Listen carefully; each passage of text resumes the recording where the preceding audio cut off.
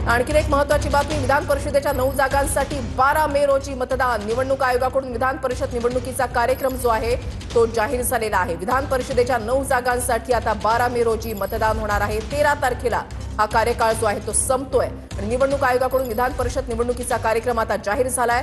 विधान परिषदेच्या 9 जागांसाठी 12 मे रोजी आता मतदान होणार आहे। निवडणूक आयोगाकडून विधान परिषद निवडणुकीचा कार्यक्रम जो आहे तो जाहीर झालेला आहे। महत्त्वाची बातमी आपण या ठिकाणी पाहताय।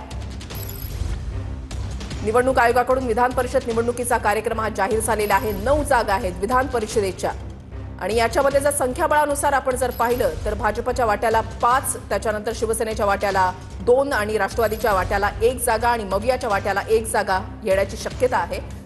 विनायक डावरुंग आमचे प्रतिनिधी या संदर्भातली अधिक माहिती देतील। विनायक, बरोबर आहे। विधान परिषदेच्या ज्या 9 जागा ज्या आहेत ते रिक्त होत आहेत। 13 तारखेला ह्या रिक्त होत्या आणि त्याच अनुषंगाने ही निवडणूक जी आहे ती आता लावण्यात आलेली आहे। त्या 9 जागा ज्या आहेत त्या रिक्त विधान परिषदेच्या होत आहेत। 12 मे ला मतदान जे आहे ते होणार आहे आणि आपण जर पाहिलं तर यामध्ये संख्याबळानुसार भाजप जे आहे ते 5 जागांवरती आपले उमेदवार जे आहे ते देऊ शकतं।